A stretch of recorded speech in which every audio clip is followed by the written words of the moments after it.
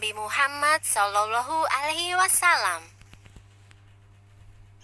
Muhammad adalah sosok yang amat mulia. Ia memiliki akhlak yang tinggi, rendah hati, sederhana, dan sangat jujur. Karena kejujurannya ini, ia dijuluki Al-Amin, yang artinya dapat dipercaya. Suatu hari, Abu Thalib, paman Muhammad, mendatangi seorang pedagang wanita yang sangat kaya raya. Pedagang itu adalah Khadijah. Abu Thalib meminta kepada Khadijah untuk menerima keponakannya sebagai pekerja. Khadijah sangat gembira menerima Muhammad sebagai pekerjanya. Meskipun bayaran Muhammad lebih mahal, Khadijah menyetujui permintaan Abu Thalib. Saat itu, Muhammad mendapat 4 ekor anak unta sebagai bayaran, sedangkan pekerja yang lain hanya mendapat 2 ekor anak unta sebagai bayarannya. Masyarakat Quraisy mengenal Khadijah sebagai wanita mulia. Ia adalah seorang bangsawan yang baik akhlaknya dan cantik wajahnya. Di usia yang ke-40, suaminya meninggal dunia. Khadijah pun menjadi seorang janda. Khadijah merasa sangat tertarik pada Muhammad, bukan hanya karena Muhammad pandai berdagang, namun juga karena akhlak Muhammad yang sangat tinggi. Khadijah meminta kepada sahabatnya Nafisah binti Umayyah untuk melakukan pendekatan kepada keluarga Muhammad. Setelah dicapai kesepakatan, Muhammad dan Khadijah pun melangsungkan pernikahan. Saat itu, Muhammad berusia 25 tahun. Kehidupan mereka sangat bahagia, dan perdagangan mereka pun semakin maju. Sekitar 10 tahun setelah Muhammad menikah, terjadi banjir besar yang melanda Mekah. Banjir itu menggerus dan merusak dinding Ka'bah. Kaum Quraisy pun bergotong royong untuk memperbaiki Ka'bah. Namun, saat hendak mengangkat Hajar Aswad dan meletakkannya ke tempat semula, para pemimpin Quraisy terlibat dalam pertengkaran. Mereka saling berebut untuk mendapatkan kehormatan mengangkat Hajar Aswad. Karena pertengkaran ini, perang saudara hampir saja terjadi. Para pemimpin saling bersekutu dan bersiap untuk perang.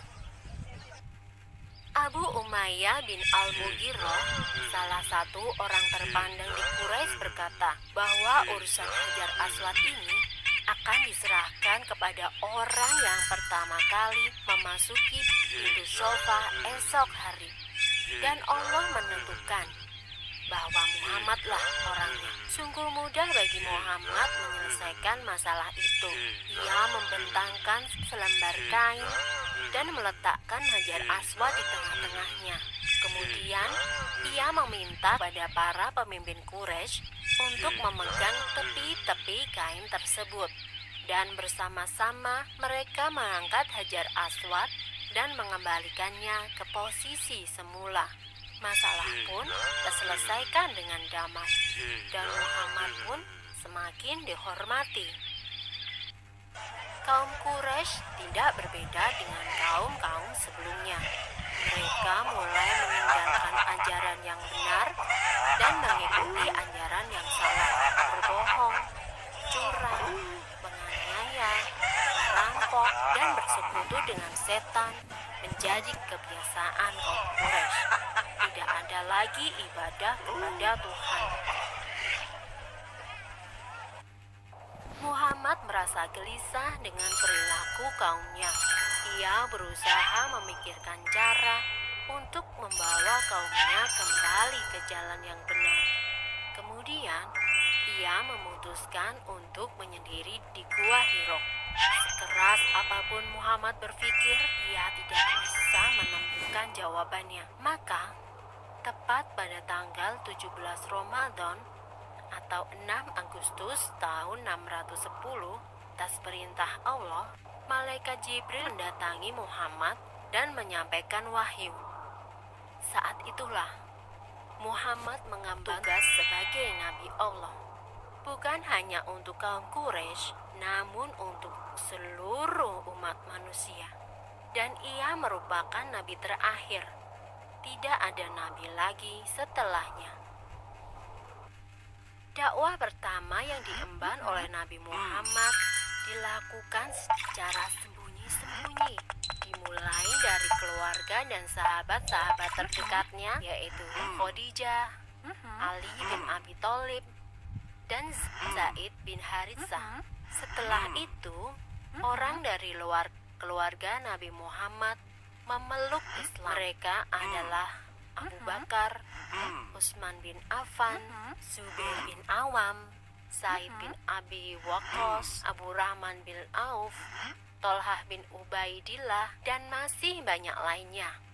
Mereka adalah golongan orang yang pertama kali masuk Islam, dan mereka disebut As-Sabiqunal Awwalun.